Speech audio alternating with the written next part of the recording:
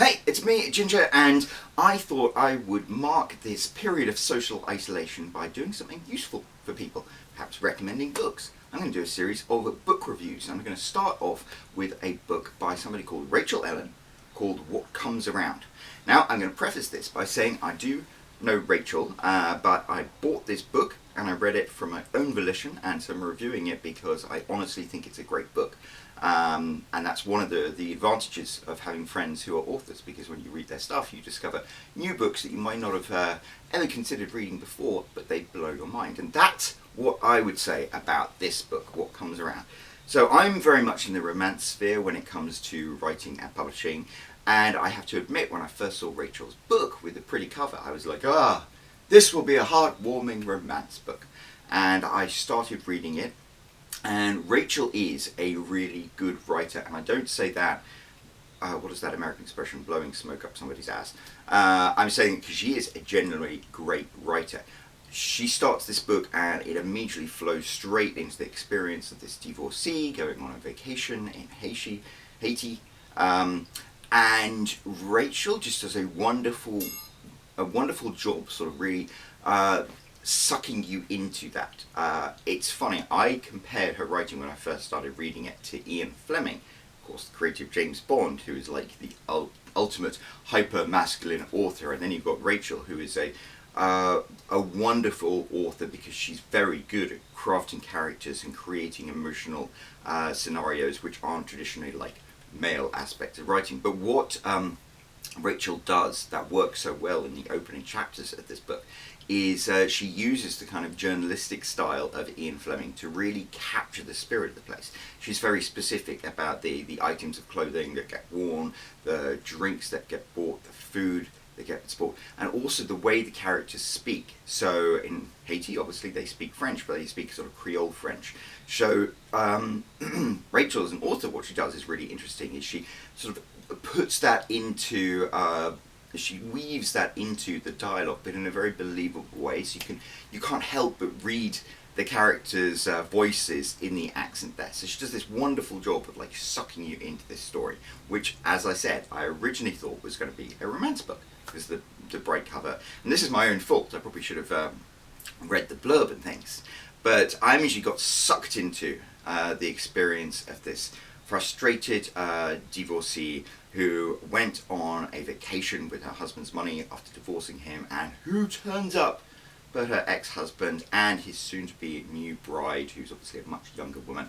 And it causes all sorts of conflicted emotions for our protagonist, because at one point she looks at her ex-husband and she's kind of relieved that she's not married to this bloated, arrogant, overbearing jerk anymore, but at the same time it's like deeply frustrating to her to see the man that she pledged her life to, gave the best years of her life to, with a younger, prettier woman who she thinks is beneath him. And the thing that I really enjoyed about the book was it managed to weave the positive and the negative of the characters' experiences just perfectly together in a very human way. And she has her ups when she flirts with handsome people at the bar, and when she gets up feeling like $1 million, you read the book and you feel like that.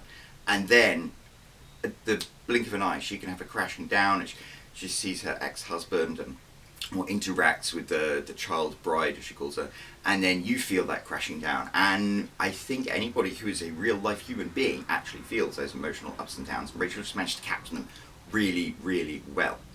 And this is where I weaved further into the book, and it started to make me think, is this a romance? Because we haven't really got a romantic protagonist, and there is one who comes in, but he's kind of a side player. And it turns out this isn't really a romance book at all, because our protagonist gets involved in a little bit of voodoo while she's out in Haiti.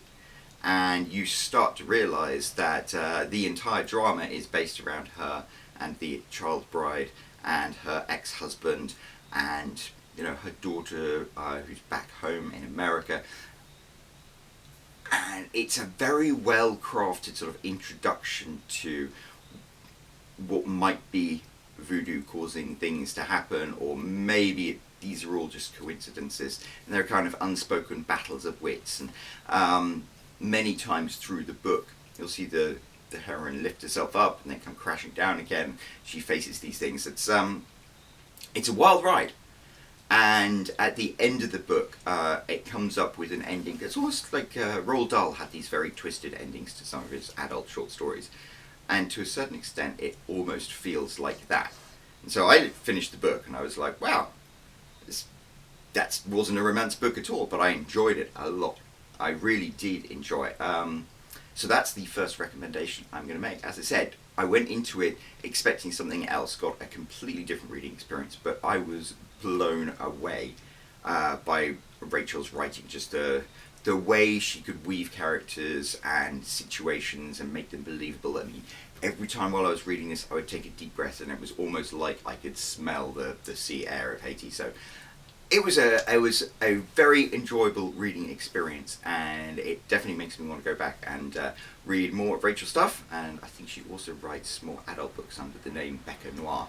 But if you are looking for a read to zoom through that isn't a romance book, is more of sort of a, I don't know how you describe it, a female revenge thriller, except it's not really a thriller, it's more like a contemporary, non-superstitious fairy tale. But it's a great read, so pick it up. What Comes Around by Rachel Ellyn. And while I'm on the subject, if you like to read books that you might not see on the shelves of W.H. Smith's or Barnes & Noble or something, then one of the great ways to sift through all of the stuff that gets published on Amazon and find some really good reads is through a service called Hidden Gems Books. Now, Hidden Gems Books has partnered with a bunch of authors on Amazon, including New York Times and USA Today best-selling authors. So not just like people hammering away in their basements. And they will offer free copies of these books to a select group of readers, their subscribers, ahead of time, before the publication date. And all they ask is that the people who read this book for free consider leaving an honest review on Amazon when the book goes live. So if you are interested in reading some of the best books out there that you might not have heard of, or the hidden gems, so to speak, then there's a link down below. Click on that and you can go and sign up for free to Hidden Gems Books.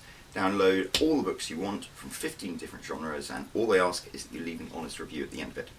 Okay, well, let me know if you like this book review, because maybe I will do some more in the very short term future, and until then, cheerio.